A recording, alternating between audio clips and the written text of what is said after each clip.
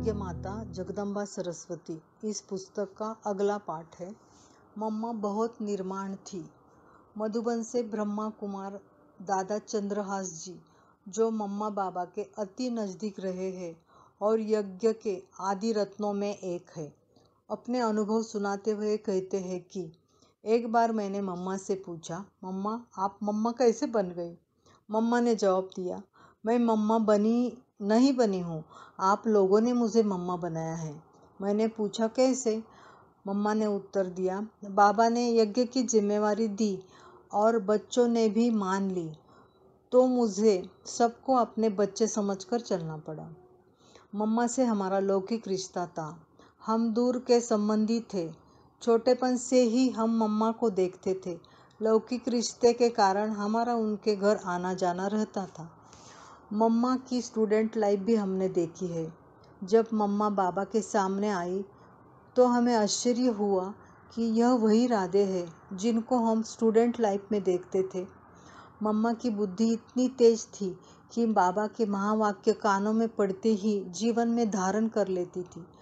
मम्मा ज्ञान में आते ही ऐसे परिवर्तित हो गई कि हम देखकर बहुत आश्चर्यचकित रह गए।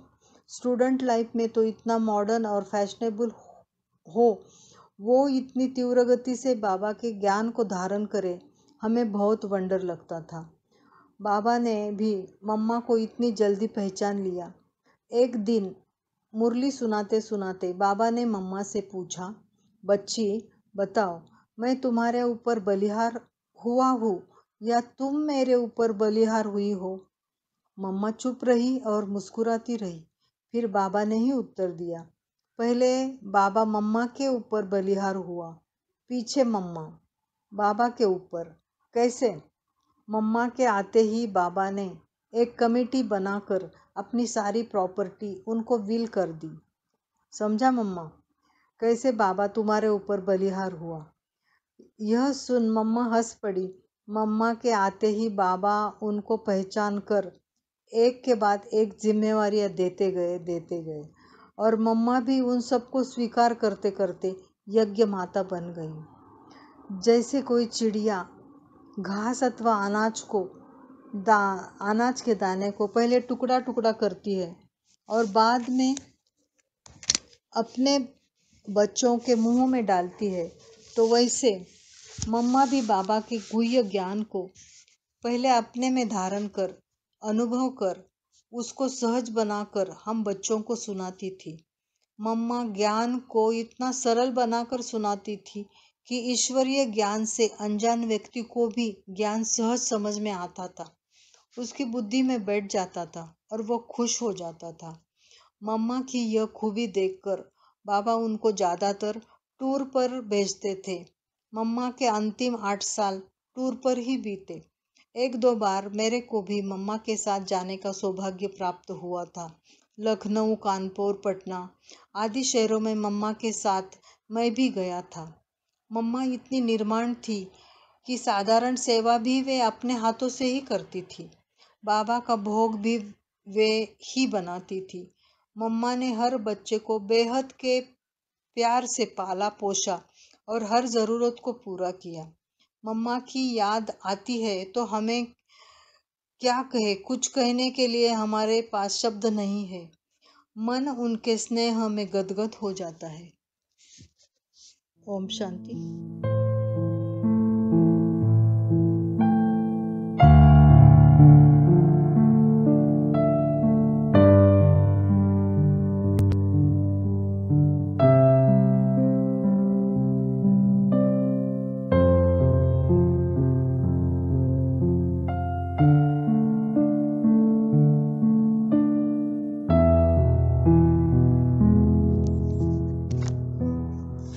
शांति। यज्ञ माता जगदम्बा सरस्वती। इस पुस्तक का अगला पाठ है। सर्व विद्याओं की संपूर्ण देवी मातेश्वरी। ब्रह्मा कुमार भ्राता संतराम जी मातेश्वरी जी के साथ अपने अनुभवों को इस प्रकार लिपिबद्ध करते हैं कि सितंबर 1956 में मेरा सौभाग्य जगा जब ईश्वरीय ज्ञान प्राप्त हुआ उसी साल अक्टूबर के अंत में हम मधुबन में मम्मा बाबा से मिलने आए तो उस समय मुख्यालय कोटा हाउस में था तथा धौलपुर हाउस में हमको ठहराया गया था।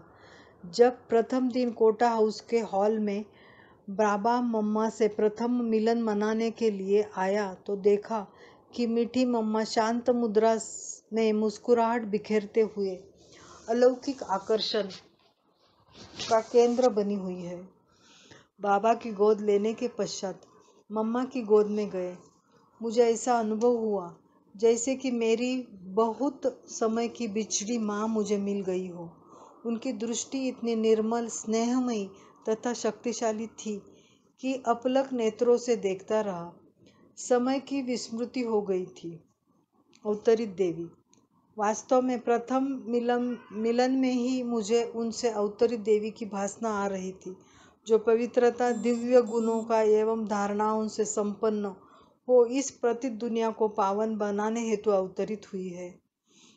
उनकी दृष्टि में अलौकिक जादू था। वह जीती जागती आध्यात्मिक चुंबक अनुभव हो रही थी। मम्मा यज्ञ प्रबंध का उत्तरदायित्व संभालते हुए बच्चों की उन्नति और शिक्षा के लिए भी समय निकाल लेती थी। सौभाग्य की परम लॉटरी। मैं मधुबन यात्रा पूरी कर अब कानपुर पहुंचा ही था कि हमारे सौभाग्य की परम लॉटरी खुली। बाबा का तार आया कि मम्मा प्रथम बार यज्ञ से बाहर निकलकर ईश्वरीय सेवा अर्थ कानपुर आ रही है। मम्मा के आने से वहाँ पर नया उमंग उत्साह छा गया। प्रातः मुरली क्लास में और बाद में भी तिलक नगर सेवा केंद्र पर जहाँ आदरणीय मम्मा ठहरी हुई थी, हम पहुँच ही जाते थे। इसके अतिरिक्त जब मम्मा आस पास के स्थानों से उन्नाव, जैसे कि उन्नाव, लखनऊ, इलाहाबाद जाती थी तो वहाँ भी उनका सानिध्य पाने हेतु हम जाते रहे। बाल भवन खुलने के पश्चात मम्मा काफ़ी समय वहाँ रही। फिर पटना तथा कलकत्ता में भी ईश्वरीय सेवार्थ मम्मा का आगमन हुआ। इस प्रकार मम्मा के अंग संग रहकर उनकी विशेषताओं एवं सूक्ष्म शक्ति आदि को सूक्ष्म स्तर पर देखने, परखने, समझने तथा उनसे लाभान्वित होने का बार बार अवसर मिला। ज्ञान के क्षेत्र में मम्मा संपूर्ण निश्चय बुद्धि थी। परमात्मा के महावाक्यों को गहन रुचि तथा समझ के साथ बार बार पढ़ती थी। उनके अनुभव के अनुसार मुरली जीवन को संपूर्ण एवं संपन्न बनाने का एकमात्र साधन है। वास्तव में अभ्यास तथा गहन मनन चिंतन के आधार पर उन्होंने यह प्रतिभा विकसित कर ली थी कि ज्ञान बिंदु सुनते या पढ़ते ही वह उसके व्यावहारिक रूप का अनुभव कर लेती थी तथा उसमें सहज ही स्थित हो जाती थी। अतः ईश्वरीय ज्ञान पर उनका पूर्ण अधिकार हो गया था। वह किसी भी ज्ञान बिंदु को संपूर्ण अधिकार से समझाती थी, जिससे सुनने वाले को उसकी यथार्थता के विषय में सहज निश्चय हो जाता था एवं उनके संशय दूर हो जाते थे। योग योगेश्वरी। मम्मा को योग लगाना नहीं पड़ता था, किंतु वह निरंतर सहज स्वतः योगिनी थी। मनमना भव मध्याची भव के महामंत्रों को वह स्वाभाविक रूप में धारण किए हुई थी। अतः इस धरा पर चलते फिरते भी इससे न्यारी भासती थी। ऐसा लगता था कि जैसे उनकी बुद्धि सदा परम धाम में लटकी हुई हो तथा अतीन्द्रिय सुख का अनुभव कर रही हो। वह जब योगनिष्ठ होती थी तो वातावरण में सन्नाटा छा जाता था। अन्य व्यक्तियों को शांति एवं शक्ति के शक्तिशाली प्रकंपन अनुभव होते थे। उनमें योगियों के समस्त लक्षण विद्यमान थे, जिस कारण उनका व्यक्तित्व बहुत प्रभावशाली था। दिव्य गुणों की जननी।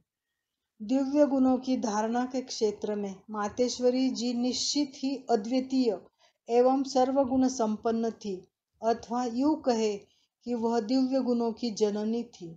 अंतर्मुखता, गुणग्राहकता, गंभीरता, धैर्यता, मधुरता, हर्षित मुखता, प्रसन्नता, साक्षी दृष्टा, पवित्रता, शालीनता, अचल अडोल व एकरस स्थिति, ड्रामा पर संपूर्ण निश्चय आदि सर्व गुणों की साक्षात चैतन्य मूर्ति थी।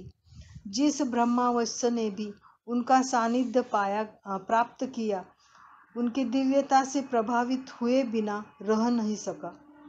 इन दिव्य गुणों की कठिन परीक्षा का एक बार तब हुई जब कोटा हाउस एवं धौलपुर हाउस के बंगलों को राजस्थान सरकार ने खाली कराने का निर्णय किया। सरकार के अनेक पुलिस कर्मचारी व अधिकारी इन बंगलों को खाली कराने के लिए मुख्यालय में आए।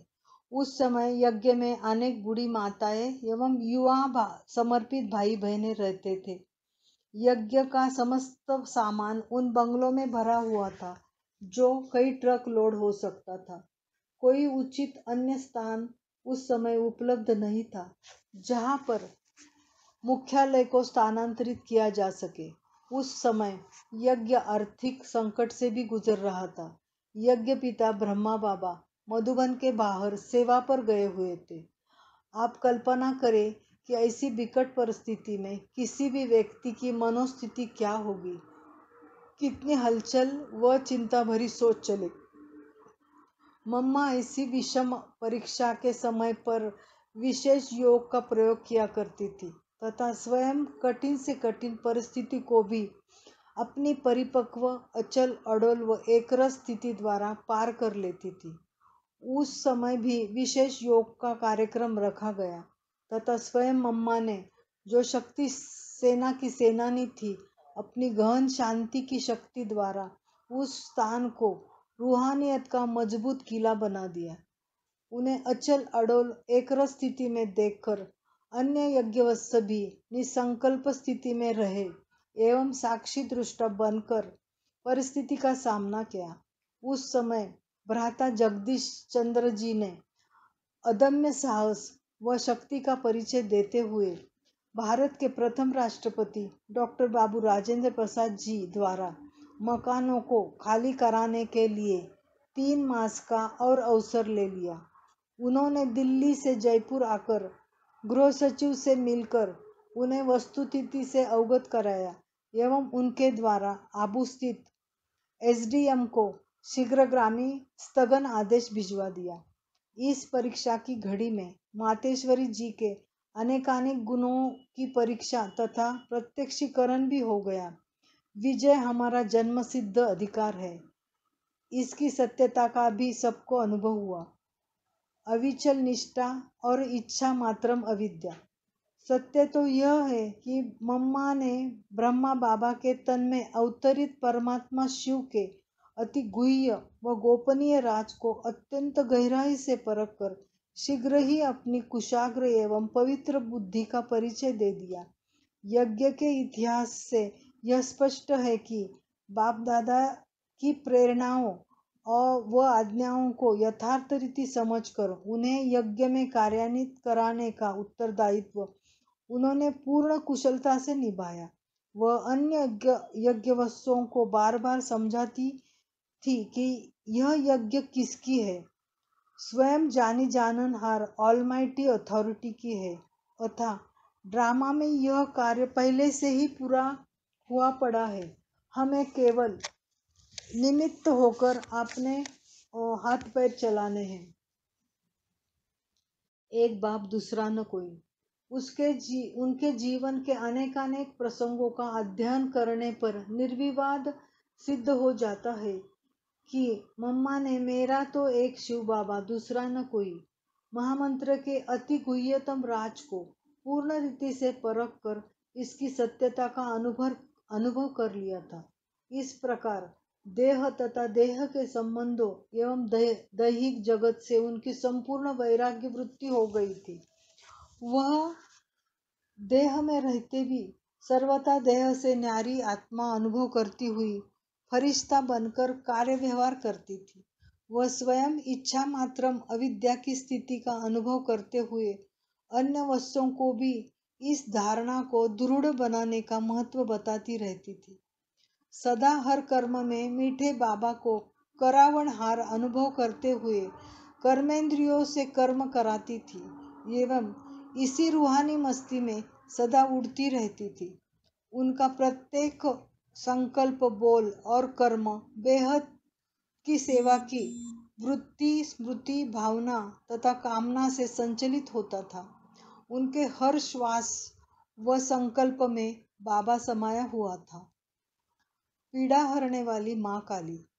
मम्मा के कलकत्ता प्रवास के समय मैंने देखा कि पूरी लगन के साथ मम्मा मनसा एवं वाणी की सेवा करती थी।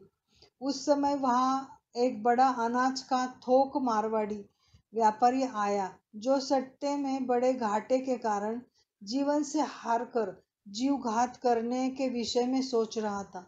मैंने उससे बताया कि इस समय तुम्हारे ही भाग्य से जगदम्बा सरस्वती, जिनका मंदिर यहाँ काली माँ के रूप में स्थित है, वह पूजा की जाती है, चैतन्य में तुम्हारी नगरी में पधारी हुई है।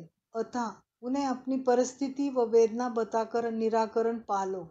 जब वह व्यक्ति मम्मा के सामने आया तो मम्मा ने उसे शक्तिशाली एवं रूहानी प्यार भरी दृष्टि दी तथा मुस्कुराकर बोली, बच्चे, ये जीवन तो हार जीत का खेल है। इसमें कोई भी आत्मा सुख दुख, हार जीत, मान अपमान, स्तुति निंदा से अछूती हो ही नहीं सकती। शिव बाबा के ज्ञान को गहराई से समझो, योगाभ्यास करो, ट्रस्टी होकर कार्य व्यवहार करते रहो तो स्वतः ही सब ठीक हो जाएगा। वह मम्मा की यह मीठी लोरी सुनता जा रहा था और उसके नेत्रों से प्रेमाश्रु बह रहे थे। मम्मा ने पुनः मीठी रूहानी दृष्टि देकर उसके दिल की पीड़ा हार ली। उसके बाद में मैं थोड़े दिन जब तक कलकत्ता में रहा, वह नियमित क्लास में आता था।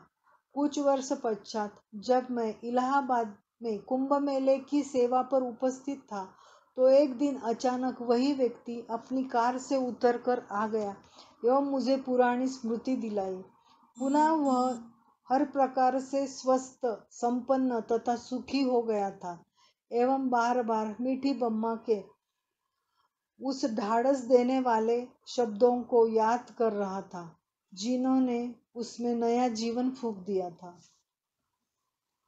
संपूर्ण देवी। मैंने यह भी अनुभव किया कि यद्यपि सारे दिन मम्मा नए नए व्यक्तियों के ज्ञान नेत्र खोलने की सेवा में लगी रहती थी, फिर भी व्यस्त रहते हुए भी थकती नहीं थी। रात को सोने से पहले अगले दिन की मुरली पढ़कर ही सोती थी। कलकत्ते के प्रवास के दौरान एक दिन अवसर पाकर मैंने उनसे पूछ ही लिया कि मम्मा, आप तो संपूर्ण देवी अनुभव हो रही हो, आप क्या पुरुषार्थ करती है? मम्मा मुस्कुराई तथा बोली, बच्चे, इस समय तो हर ब्राह्मण आत्मा का मुख्य पुरुषार्थ ही है निरंतर आत्मिक स्थिति में स्थित होकर परम धाम में बिंदु रूप बाप को याद करना, उसको करावनहार समझकर वह स्वयं को निमित्त समझकर यज्ञ सेवा सच्चे दिल से करते रहना। मम्मा भी इसी पुरुषार्थ में व्यस्त रहती थी।